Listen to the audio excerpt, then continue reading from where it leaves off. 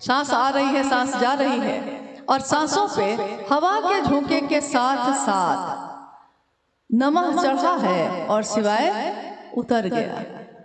हवा चल रही है, अभी भी चल रही है, यहाँ कितने लोग बैठे हैं, लेकिन जिसके लिए जो चीज आई है वो उसी के सांसों में प्रवेश करती है।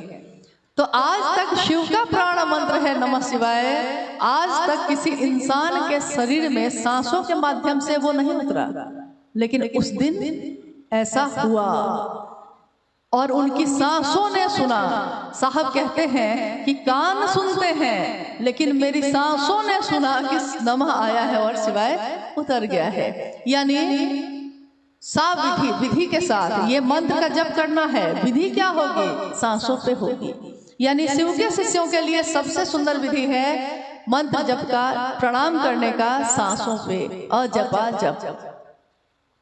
तो ये सिद्धि नहीं है, सिद्धि के लिए प्रयास करने पड़ते हैं और बड़ी चीजें, बड़ी बातें अपने आप मिल जाती हैं। इसके लिए कुछ किया ना, कोई क्रिया ना साधना, अयोग्य हूँ, अभिज्ञ हूँ, मतलब अयोग्य हूँ, कुछ नहीं जानता, अभिज्ञ हूँ, यानी इस बात को समझ नहीं पाता, तब भी महादेव ने चुना और सांसों पे नमः शिवाय का प्रवेश हुआ।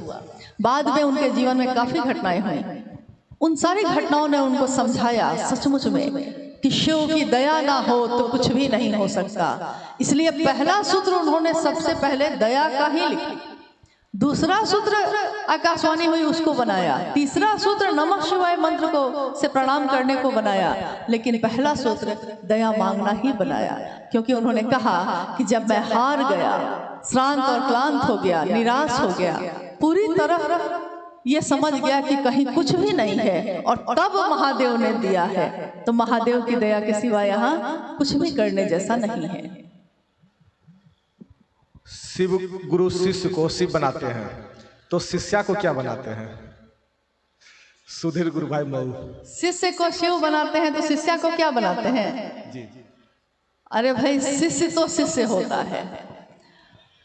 लोग बोलचाल में बहुत बातें बोलते हैं, बोलचाल में बोल देते हैं कि जो महिला है तो शिष्या हो गई, स्त्रीलिंग हो गया, पुरुष है तो शिष्य बोल दिए, लेकिन विद्यार्थी तो विद्यार्थी होता है। हमारे बच्चे पढ़ने जाते हैं तो मास्टर साहब जब अटेंडेंस बनाते हैं कि मीना कुमारी आ गई, हाँ आ गई, तब बाद में पूछते हैं कि सारे विद्यार्थी आ गए हैं, थोड़े ही वो बोलते हैं कि सारी लड़कियां आ गई, सारे लड़के आ गए। गुरु और ज्ञान के रास्ते पे ये चीजें नहीं होती। थोड़ी देर पहले मैंने आपको बताया